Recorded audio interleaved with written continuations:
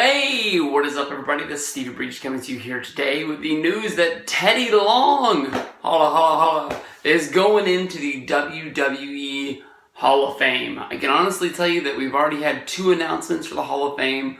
We've had Kurt Angle as the bona fide main eventer. We've got the older tag team that a lot of people really might not know about, but if they go use their WWE network, they use their search feature, find out about the Rock and Roll Express. One of the greatest tag teams there's ever been around the block. Now Teddy Long, to me, honestly moves into, I'm not going to put him up there with, Rikishi or, Coco Beware.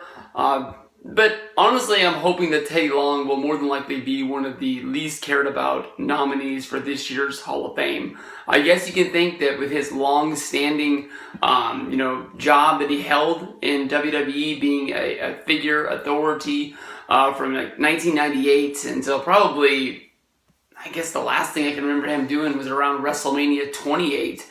So I think that would be around WrestleMania 12. When he lost a match to John Laurinaitis when it was the 5-on-5 tag match.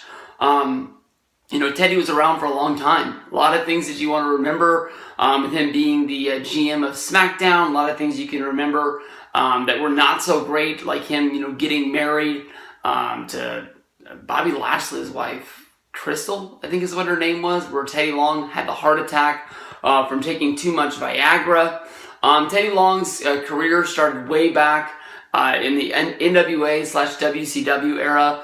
I can honestly tell you that I don't know a lot about his time there other than managing Doom. Doom was a team made up of Butch Reed and Ron Simmons. This was before Ron Simmons' singles push, before Ron Simmons came to WWF working as Farouk. But Doom was a badass tag team. The one thing that I can sort of say that they were a lot like the Road Warriors, a lot like the Legion of Doom, a team built like Demolition, just 2 badass dudes that would come out fighting. And, Ron Simmons and Butch Reed were 2 guys that you don't want to fuck with. They were a tag team for a long time, I believe, which led to Butch Reed leaving WCW, as I believe he showed up too intoxicated to work, which led to his release, which led to the breakup of Doom, which led to the first singles push of Ron Simmons with him beating Vader for the WCW Championship.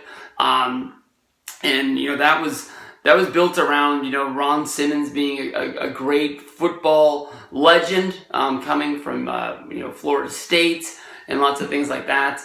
I don't know what led to Teddy Long's departure from WCW, but I can remember him showing up in WWF with him working as a referee. And then when I was noticing it as a referee, remembering that this guy looked, very familiar, and then realizing, oh my God, that's fucking Teddy Long. I don't know if it was just he fell on hard times and that was the only job that he could get, and he no longer was needed as a manager because, around 1998, managing roles were going to hot chicks like Sunny and Sable.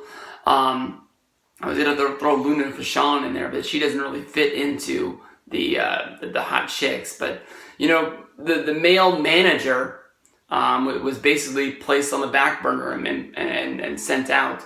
I know a lot of people will remember sort of the resurgence of Teddy Long as a manager, with him, being a manager to Rodney Mack and D'Lo Brown.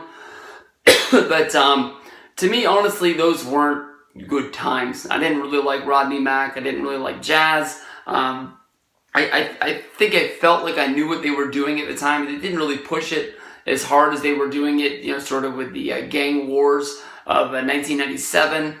I don't know if they were scared or if they felt like there would be backlash, but they didn't push it as hard as they could. But Teddy Long, everybody will always make the jokes about the tag team match player, and the sort of the memes of just basically SmackDown versus Raw, Teddy Long edition, where it's tag team match, tag team match, tag team match, tag team match, one-on-one with the Undertaker, stupid shit like that. But it's good that he's going in. Every year we make these videos about people going in or people being rumored to go in. We talk about the fact that they're running out of big names for people to go in there. So it is what it is. I think the most negative I've ever been is when Rikishi got named to go into the Hall of Fame. Rikishi was a name. Rikishi was a star. He was a star for a short period of time. Yes, his sons wrestle as the Usos in WWE, but I just never thought that he was a WWE Hall of Famer. And that's basically when I threw my hat in and basically saying that I didn't care about the Hall of Fame anymore. Yes, there will be inductions that come along, and I will go to the Hall of Fame to see the one guy go in. And even though I know he's probably going to be the main eventer, I'll stick around because you never know, like when Mick Foley's going to kick off WrestleMania 29's Hall of Fame, when they're going to shake up the order, and everybody got surprised. But then again, that WrestleMania 29 Hall of Fame was pretty stacked from top to bottom. So we'll see what goes on. Teddy Long getting named. Get out the video on Raw tonight. Peace out, and I'll see you guys down the road.